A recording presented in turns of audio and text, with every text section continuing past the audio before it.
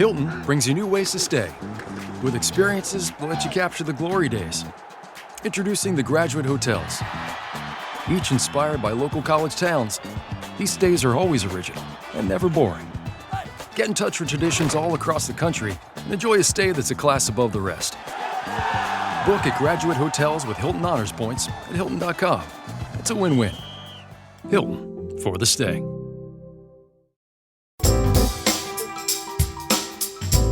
My name is Richard Graham, a retired colonel, flew the SR-71 for 8 years. The book I wrote on flying the SR-71 is available.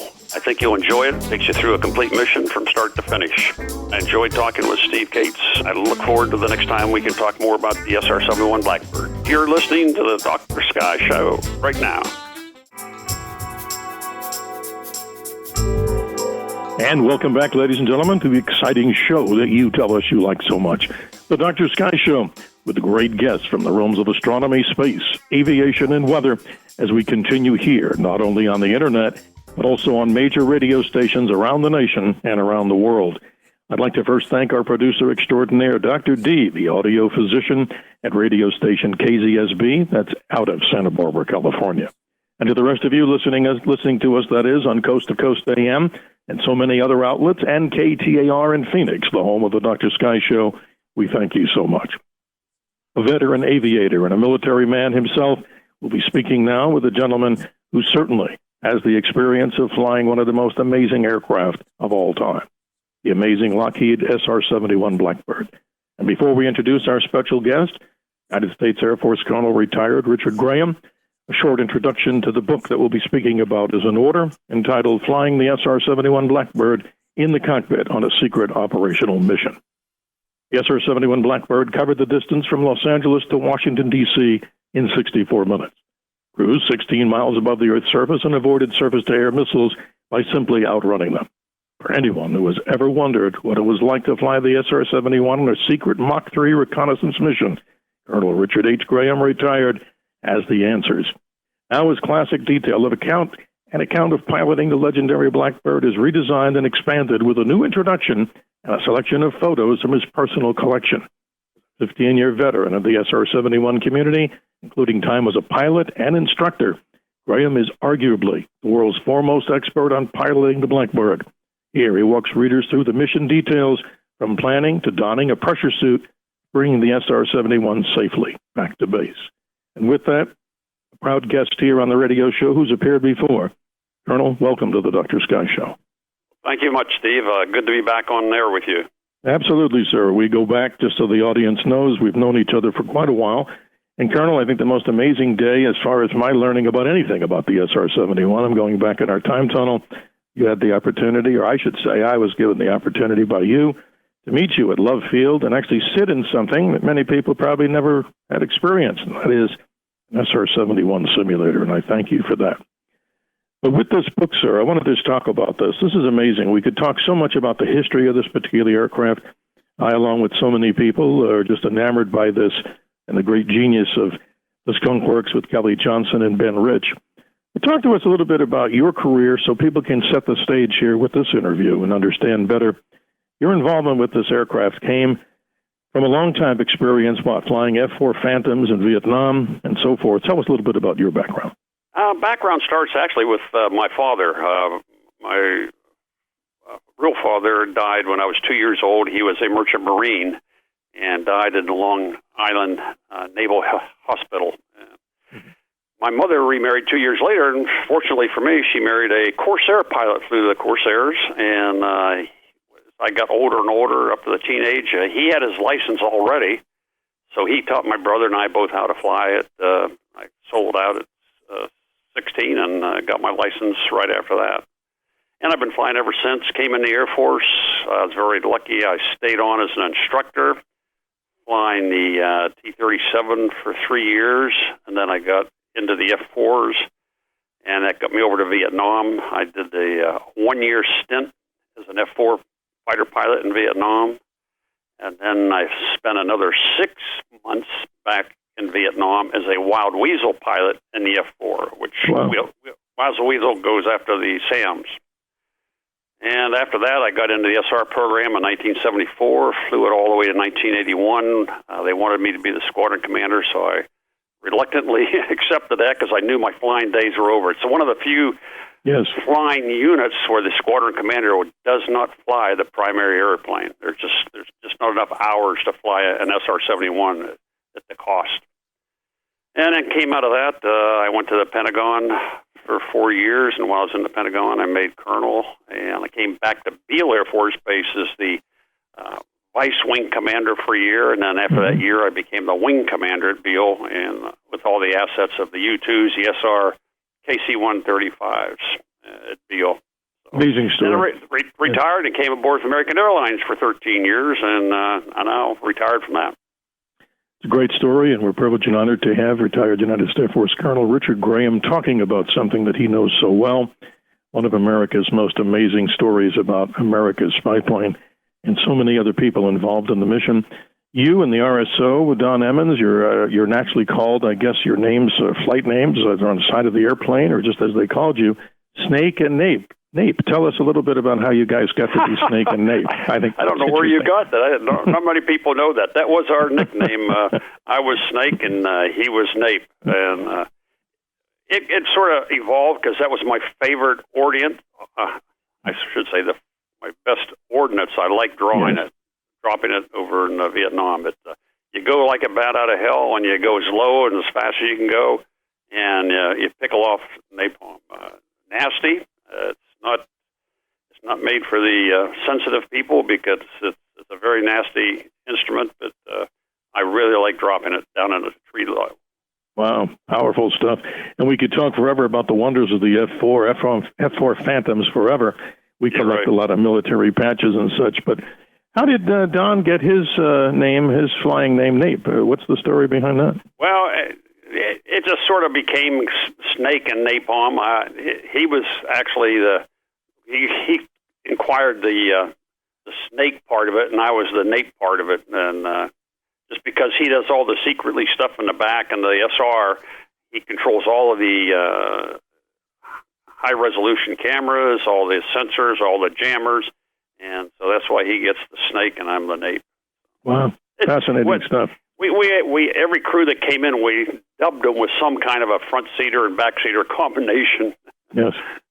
Well, this is amazing, Colonel. I mean, going through this book, I want people to go ahead and look at getting this book, again, entitled Flying the SR-71 Blackbird in the Cockpit on a Secret Operational Mission. And though I'd love to be talking about the history of the airplane, I believe what this book's main context is to talk about how the aircraft, when you get in it, from the pressure suit side all the way to flying it, and you have so many amazing illustrations in here. And again, this is so amazing because all this is unclassified. I can only imagine what the classified stuff is because you basically give everybody, from the most amazing person who loves video games, I'm sure they'd just like to jump into the cockpit. So start off, if you would, in our short interview today, sir, and just describe the process. I mean, you wake up at a certain time like astronauts do for their flights and pre-checks and things. Describe this to us. You're told by higher command what the mission's about. Some of it, I'm sure, was very secret. But let's talk about the human side of this. You get up, you get showered, you get into your pressure suit. Talk all about the importance of this pressure suit, because this is an aircraft, right, Colonel, that's flying upwards of 65,000 feet. And I'm saying that for a reason, because you're the expert here.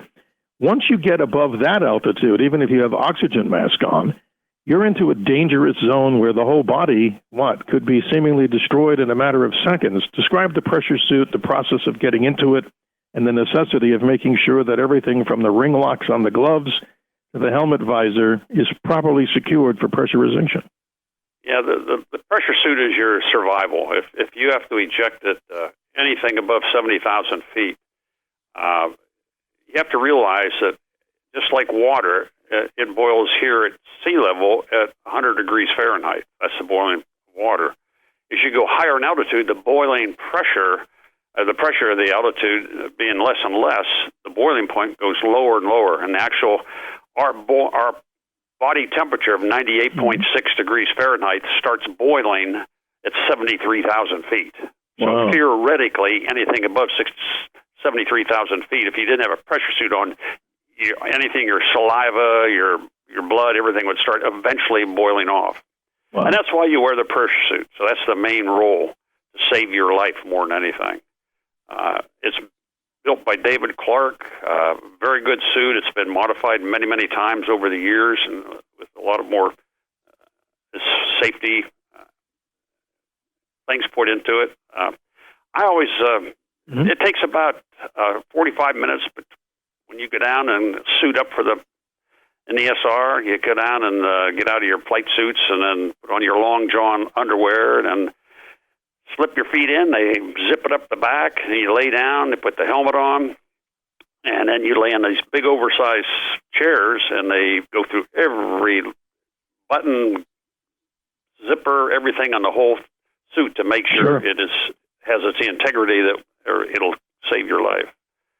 And you have a cooling vent where you keep cooling air all the way out, so you're until you hook onto the airplane's air conditioning, and it keeps you cool the whole time. And you go out in a van that has an oversized chair for both you and the back seater, which is RSO, Reconnaissance Systems Officer.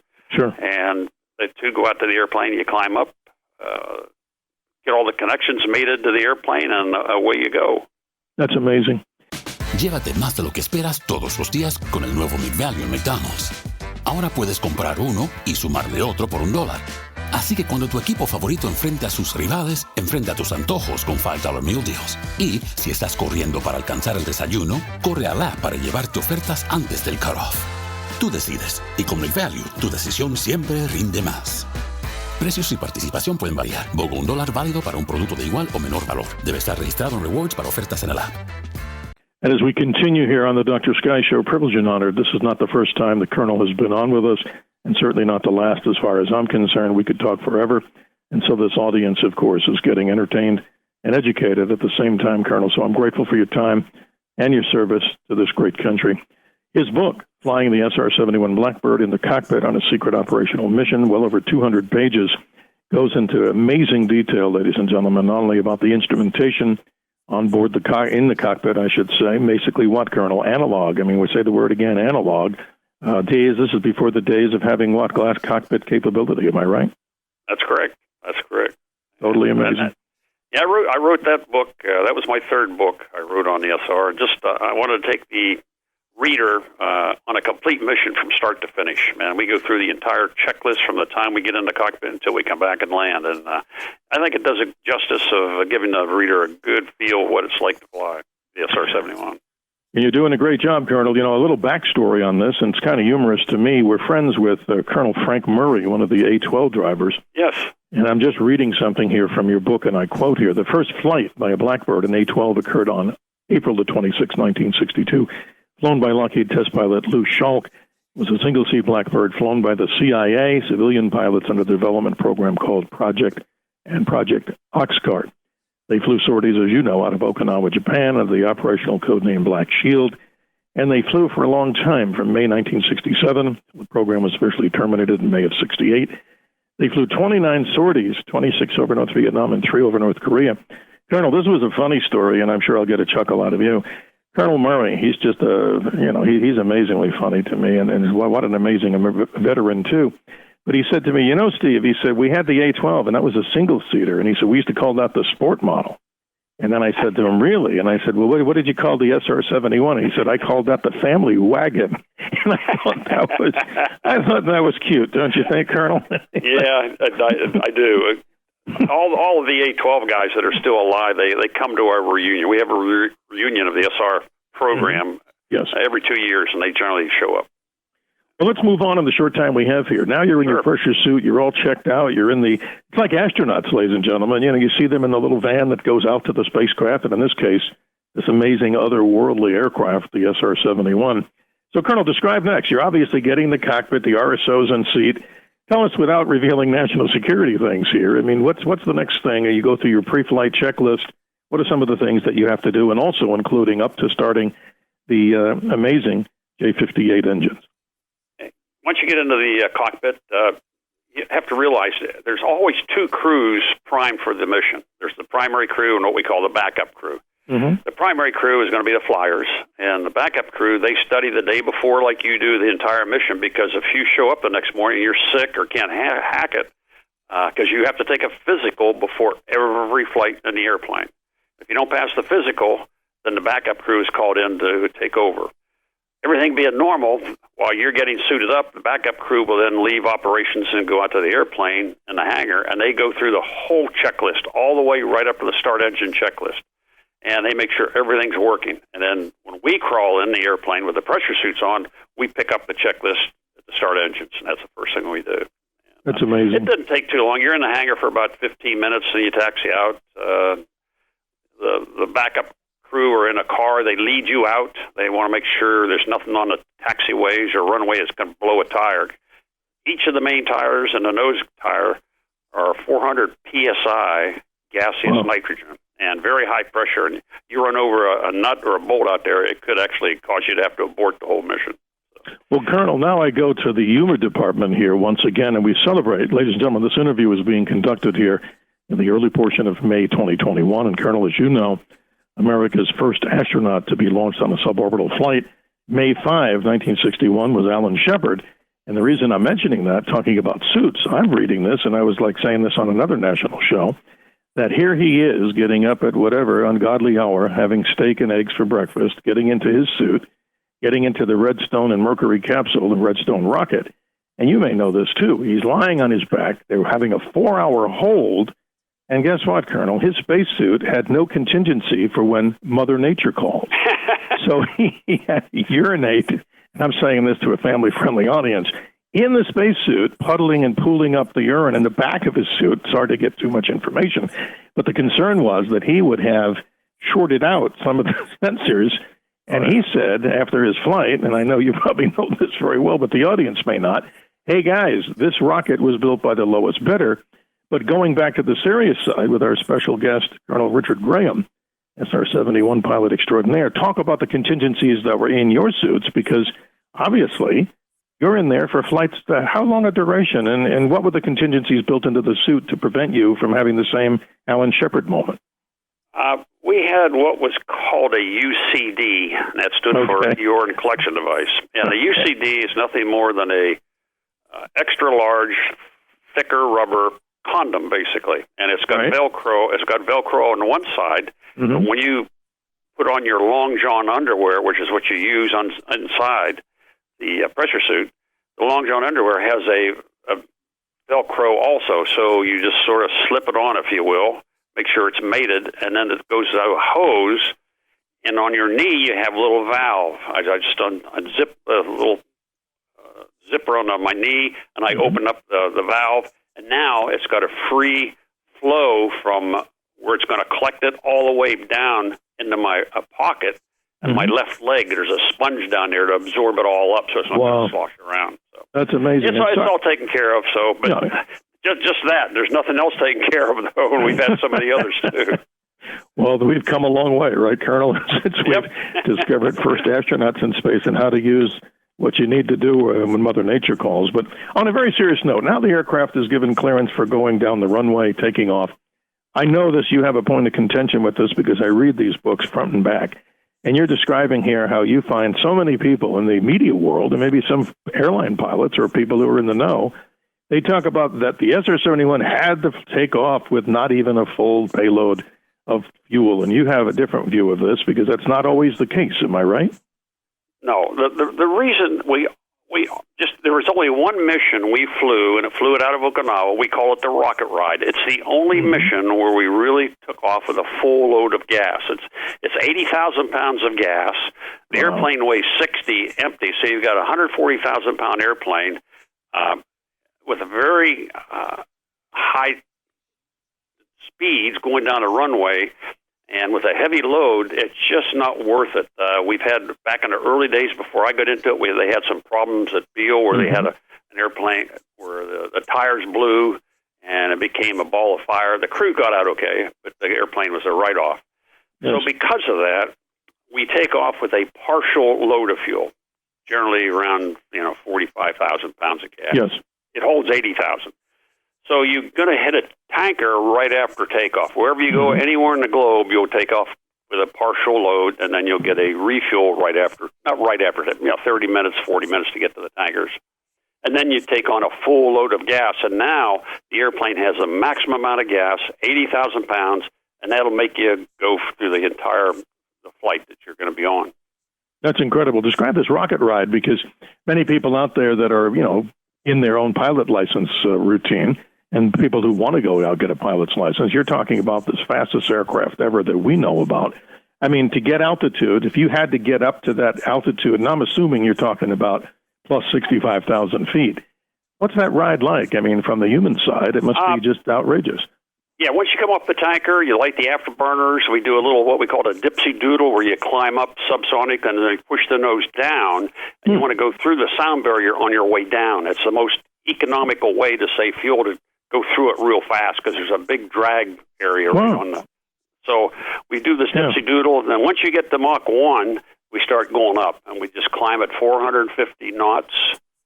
I'm going to say a number here. It's called Keys knots equivalent airspeed. We don't use airspeed or miles per hour. We use knots equivalent airspeed. Yes. And we just hold a 450 knots all the way up, and once you get to 70,000 feet, you'll be leveling off, and you be guaranteed you'll be at Mach 3 at that time. It's just a slow, gradual increase of Mach as you go up at the same time. Is there any At Capella University, you can learn at your own pace with our FlexPath learning format. Take 1 or 2 courses at a time and complete as many as you can in a 12-week billing session. With FlexPath, you can even finish the bachelor's degree you started in 22 months for $20,000. A different future is closer than you think with Capella University. Learn more at capella.edu. Fastest 25% of students. Cost varies by pace, transfer credits, and other factors. Fees apply.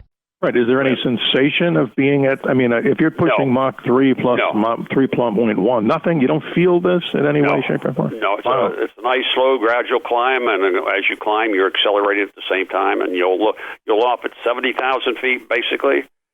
Everyone, because you come off the tanker with the same amount of fuel, and you're going to level off about 70,000, 71.5 maybe, and you'll be at Mach 3, and then from then on, while you're supersonic, we always keep the airplane in about a 300 foot per minute rate of climb all the time. Wow. Whereas with most airliners, like when I flew for American, you have to be at a hard altitude. But you've got to remember, once you get above 60,000 feet, anywhere on this globe, we own the entire airspace. So that's amazing. So we just have a climb. If the airlines could do that, they would actually have some kind of infinitesimal, like maybe 10 or 20 feet per minute rate of climb as well. Interesting. So from your knowledge, sir, for the latest in corporate jets, I understand a lot of the corporate aircraft can fly, up into the high, maybe low 50s, am I correct in this? They never reach the altitude. You're exactly right. They're starting to get up into the low 50s. Totally amazing. Folks, this is an amazing time to celebrate not only this gentleman's service to our country, but all veterans. But we're having a special conversation here, and there are always conversations. Colonel Richard H. Graham, United States Air Force retired. He's the author of many books on this particular amazing aircraft, the Kelly Johnson and Ben Ritz story, which would take up hours, and certainly, hopefully, someday we could do that if it's okay with you, Colonel. Just talk more of the history. Fine. But this book talks about this, and here's the title, Flying the SR-71 Blackbird in the Cockpit in a Secret Operational Mission. So now let's talk about something that I'm so fascinated about, and I hardly know, obviously, as much as you do on this, and the listeners are excited to hear, that the J-58 engine. I think from what Ben Rich did, the father of what I call the inlet technology, this is a RAM-type engine. I'm using basic terms here. So at Mach 3.2, I'm just reading this, the J-58 engine, I think, produces, as it says here, 20% thrust, but the inlet produces 80% thrust, and this is amazing. So in the simplest terms for us out there that just think about jet engines as being jet engines, this is a different one, the J-58. And the engine... I'm going to give you a real simple analogy. I talk to a lot of audiences, and they always wonder how's that engine at 34,000 pounds of thrust for each engine for a total of 68,000 pounds of thrust. Those must be tremendous jets. Well, it's not the jet. It's the way it turns. It uses the spike. If you look at the SR-71 inlet, it's got 2 spikes out in front. Mm-hmm. Those spikes are on a retractable schedule. They're locked forward, and they unlock it, passing through 1.4 F4 Mach, they start unlock and they start moving back ever so slowly into the inlet. And what they're doing is capturing that shock wave right at the pinpoint of that spike, and they're bringing that shock wave into the inlet, which any airplane you ever flown, F4, T-38, anything that can go supersonic, you do not want the shock wave to come into your engine. It'll flame you out in a heartbeat. Wow. So this spike, it controls the shock wave so it doesn't get through the first stage compressors of the engine. And that's where we get the ram effect. What I tell all audiences in a very simplistic manner, here's what's happening. If I gave you a garden hose right here on the ground, and it had no spout on the end of it, just an open garden hose, and I turned it on full speed, and I told you to put your hand over the nozzle of it, it would then go from about 2 feet in front of you, and I can squeeze it, and it'll go about 30, 40 feet out in front of me with a lot more velocity. Wow. That is exactly what's happening inside that inlet. It's amazing, because I'm looking at... It's a very simplistic, simple, but that's water is the same thing as air. They're both mediums. So I guess in summation, it'd be something like this. At Mach, say, 3.2, air enters the inlet, slowing down the process or the engine thing to 0.6 Mach, I'm reading, which equals pressure and temperature, and that produces energy, and the ram recovery turns it into thrust. So that's where you're getting your extra effort to move the engine and move the aircraft, I should say, through time and space. So that whole story, the J-58, I mean, that's real genius to me, don't you think? I mean, how to create something. Well, it's a genius in a lot of things. They built that. It's Pratt & Whitney, and it's got a unique ignition system. As you know, probably most jet engines, any jet engine I've ever flown in my life, you ignite them with igniter plugs, nothing more than a hot spark plug like we have in our cars. Yes. And most jet engines have 2 of them for redundancy in each engine. Well, they tried it with our fuel, which has a very high flash point, and it just drowned it out. So Kelly Johnson, who was the president of the Lockheed Skunk Works, he put his engineers together and said, how are we going to light this fuel off? And they came up with a very unique system. Wow. It's a liquid chemical called triethylborane, TEB. We called it TEB for short. And TEB, if I had it in my hand right now in my house in a sealed squirt gun, and I squirt it out of this gun right here in my house, it goes kaboom when it hits the atmosphere. And that was our ignition system. So a liquid chemical ignition system. Wow. Not something you want to go to a Circle K and get a big gulp and put that in there, of course. I mean, that's highly explosive to, as you say, but helps turn those. Why? Because the turbines are so stiff to get to turn. I guess you got to get something to fire it up. That's what you're saying. Yeah, use the oil on it. When they fill it up with oil, they have to preheat the cans so it'll pour into the engine. Wow. And it's very, very thick, and it just couldn't turn it with a volume of air. So they use Buicks. We have Buick starting carts, 2 Buick Wildcat engines, which put out 1,060 horsepower in tandem. And they go to a driving shaft, and that's a mechanical shaft that's connected right to the bottom of the airplane, of the J-58 engine. So you have a mechanical shaft rather than air like airliners do and every other jet. And then on your secret operational missions, which obviously many of that bits of information I'm sure are classified, they have something called as ASARs. And these are what? These are sensing pods that can do everything, obviously optical imagery, and then some other things. That's the purpose of the secret mission, obviously, to find things. That's it. Those are the sensors, the ASARs,